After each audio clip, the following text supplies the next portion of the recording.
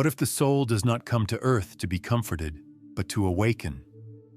What if your pain was not a punishment, but a compass?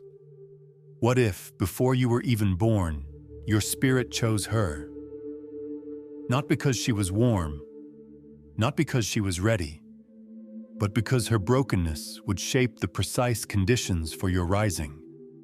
You see, there is something ancient about this wound. It did not begin with you. It is older than your name, older than your childhood, older than the stories you've carried like scars across your heart. This wound, the one that pulses every time you feel unloved, unseen, unchosen, is the echo of a lineage crying out to be healed through you. The woman you called mother was simply the first mirror, a sacred mirror, a painful mirror, but a mirror nonetheless. Some wounds are loud, obvious, violent. Others are silent, like rooms filled with air no one breathes. Maybe she held you, but never looked into your soul. Maybe she fed you, clothed you, taught you right from wrong, but never truly saw you, never honored your emotions, never made space for your wild, messy, radiant truth. Or maybe she was drowning in her own unloved parts, passing down the silence she inherited, projecting her unhealed shame onto your softness, dimming your light before it could name itself. Maybe she didn't mean to. Maybe she loved you the only way she knew how. But the wound formed anyway. Here's the truth most never dare to say aloud. Love, the kind that nurtures the soul, must be felt, not just given. It must be safe, tender, attuned. When it isn't, the child fragments. Part of her disappears just to stay connected. She hides her needs. She performs. She shrinks. She pleases. And all the while the soul whispers, "This is not love." But that whisper gets buried beneath survival. We grow up carrying a question we don't know how to ask. Why do I feel so empty? Why does love hurt? Why do I always choose people who cannot choose me back? And so begins the sacred unraveling. The journey that takes us not away from the mother, but through her shadow to the place where the wound became identity, and deeper still, to the space where our soul remembers. You chose her before your first breath. Your soul stood at the threshold of incarnation and said, "I will go where the wound is. I will enter that bloodline. I will carry the threat of healing where no one else could. Not from ego, not from pride, but from a quiet devotion to the evolution of the whole." Some souls don't come here to repeat stories. They come here to end them. And that's who you are. You are not broken. You are not cursed. You are not doomed to relive your mother's pain. You are the one who said yes. Yes to the silence. Yes to the absence. Yes to the ache of longing that would later become your compass. You said yes to forgetting so that remembering would be meaningful. You did not choose comfort. You chose initiation. Only through the ache of not being loved could you learn what real love is. Not the kind you beg for, not the kind you lose yourself to keep, but the kind that lives inside you, untouched, eternal, and whole. And still it hurts. Even when you know the soul chose it. It hurts because the body remembers. The heart remembers. The little girl in you still waits by the door, hoping she'll turn around and say, "I see you, I love you. You never had to earn it." And maybe she never will. Maybe the apology won't come. Maybe she's still lost in her own shadows, blind to the light you've become. But you don't have to wait any longer. You are not here to be seen by her. You are here to see yourself, to hold yourself, to become the mother you always needed within. And this is where the healing begins. Not with confrontation, not with her validation, but with the sacred reclamation of what was always yours. Your innocence, your voice, your right to exist in joy without permission.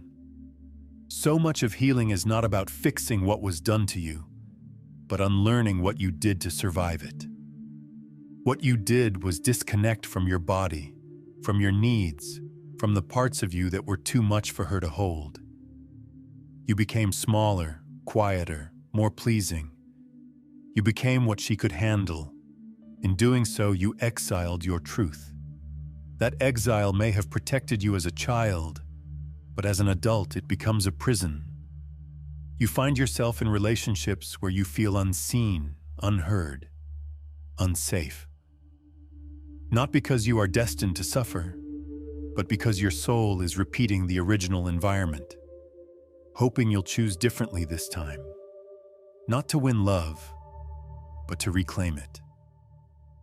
The mother wound weaves its way into our adult lives, shaping our boundaries, our self-worth, our capacity to receive. You date people who leave you emotionally starving because starvation is familiar. You tolerate disrespect because your nervous system thinks that's love. You overfunction, overgive, over-apologize, not because you're weak, but because your inner child still believes that love must be earned. But what if it doesn't have to be that way anymore? What if the pain you've been carrying isn't asking to be healed, but to be heard, to be witnessed by the only person who can truly free it? You. Carl Jung taught that we all carry within us a mother imago, an internalized image of the mother forged through early experiences. This imago lives in the unconscious and shapes how we relate to the feminine, to nourishment, to belonging. If your mother was cold, critical, absent, or enmeshed, that image can become distorted, casting long shadows over your life until you look at it directly and ask, is this how I want to define love? Is this how I want to define myself? Jung believed that individuation, the process of becoming whole, requires confronting and integrating these archetypes, not erasing them, but transforming them. That is the work of the awakened soul, to take what was distorted and make it sacred again. But how do you do that when the pain still lives in your bones? You begin by turning inward, not to analyze, but to listen. You sit with the little girl who still cries in silence and ask her, "What did you need?" Then you give it to her, not through fantasy, but through embodiment. You begin to speak your truth. Even when your voice trembles, you begin to say no, not out of rebellion, but out of reverence.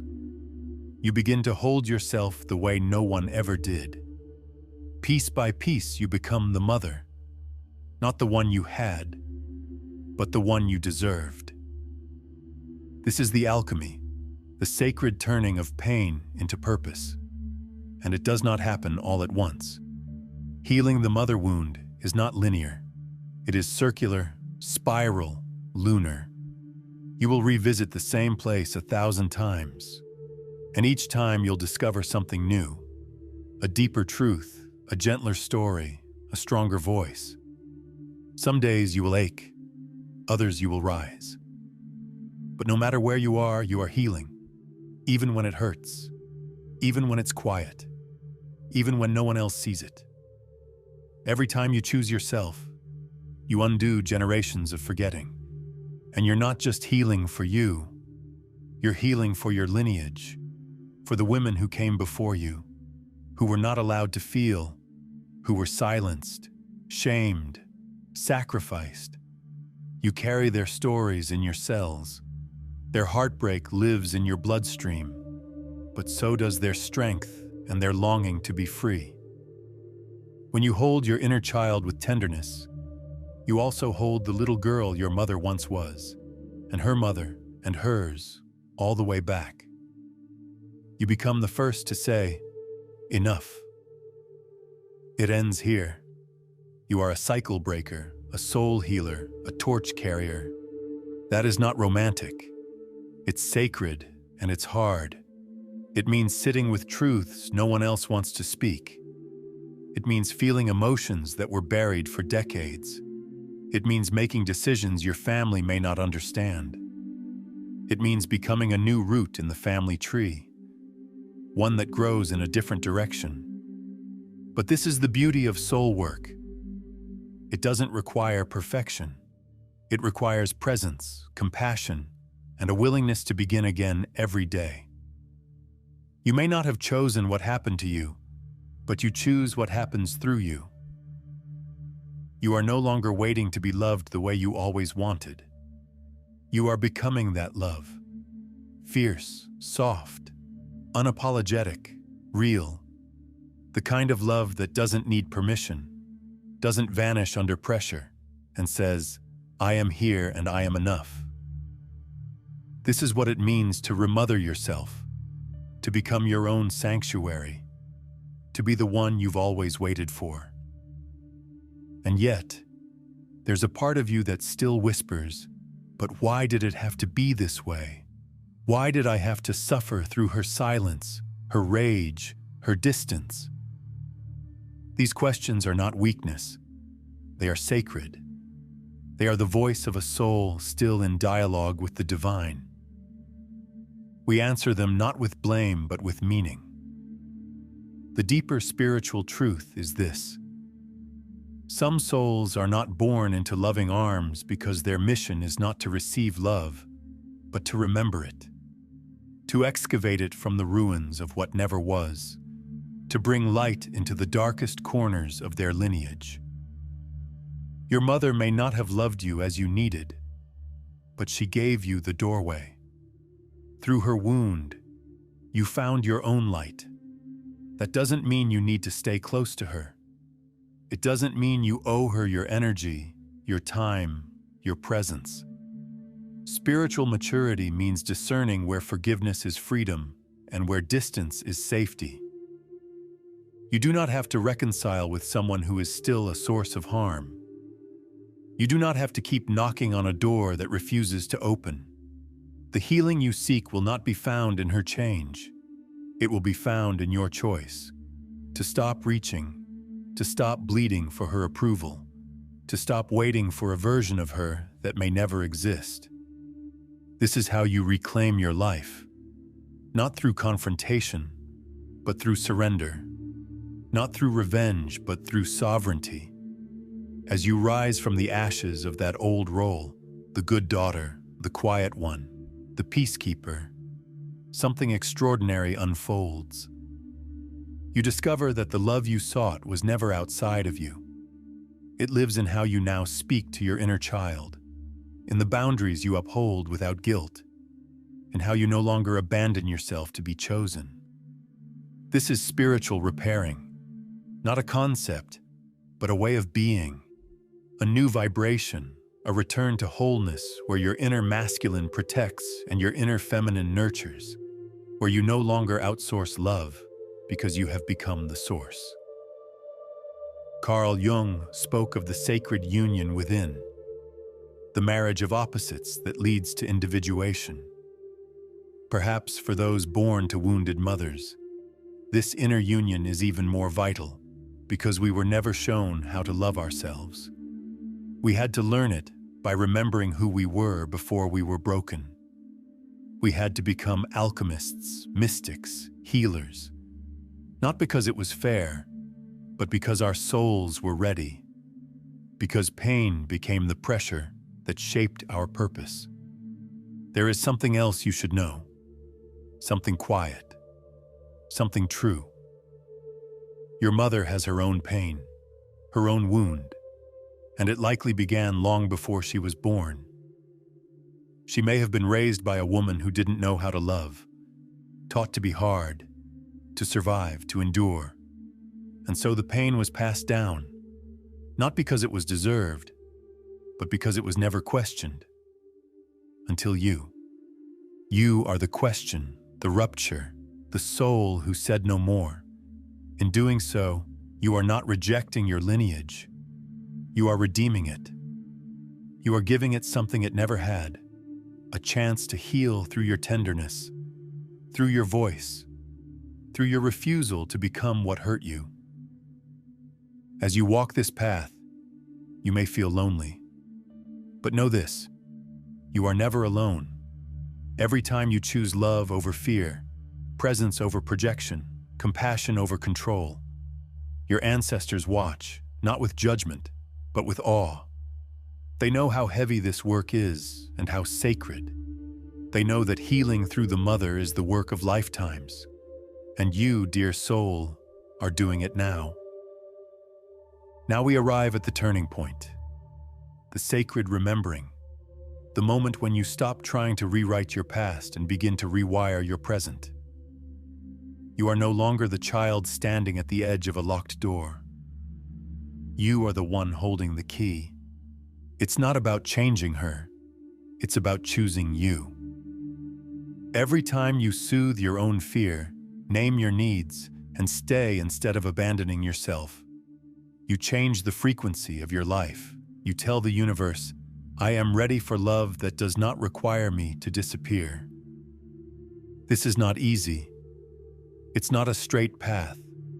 There will be days when the old ache returns, when you hear her voice in your head, questioning your worth, when you catch yourself shrinking in love, withholding your truth, repeating the silence.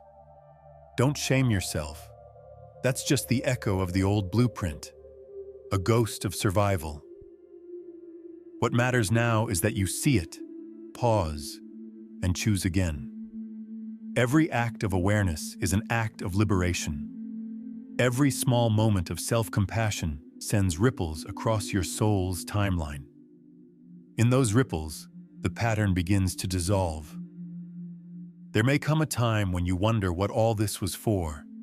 The pain, the work, the endless unraveling. The answer won't come in words. It will come in presence, in how you speak to your child, your partner, yourself. In how you stay grounded when love feels too big. In how you hold others, not because you need to be needed, but because you know how to hold yourself. This is the fruit of the wound, the gold and the shadow, the sacred that only comes after the breaking. And if you never hear her say she's sorry, it's okay. If she never meets you where you are, it's okay. The apology that heals doesn't come from her lips. It comes from your choice to stop carrying what was never yours. It comes from your breath, your rituals, your voice. It comes from the way you refuse to beg for crumbs when you were born to feast on the sacred. That's the revolution. That's the redefinition of love, not something given by another, but something remembered within. Your healing does not depend on her awakening. Your freedom is not held hostage by her pain. You are not here to fix her. You are here to become whole, to grow roots in the soil of your own becoming, to become the mother you never had. Not for her, not even for your children, but for the child inside you who waited far too long. When you do that, when you choose her, when you love her, when you become her anchor, something shifts. The world softens, the future opens, and the line ends. So what now? You keep going, you keep choosing, you keep listening to the soft voice within you that says, I was made for more than survival. You give yourself what she couldn't. Warmth, safety, permission, space. You take the rituals, the journaling, the breath work, and you make them home. You stop asking why she didn't, and start asking how you will. How will you mother your joy? How will you protect your peace? How will you live beyond the echo? This is your time now. Not to forget the past, but to carry it differently. Not as a weight, but as a reminder of how far you've come. You are not the wound. You are the healing. You are not her pain. You are the miracle that emerged from it. Even if she never says it, I will say it now. You were always worthy. You never had to earn love. You are the one who breaks the chain and becomes the light. Let this be the day you stop waiting. Let this be the day you begin again. Let this be the moment you walk forward. Not as the daughter of a wounded woman, but as the woman who chose to rise.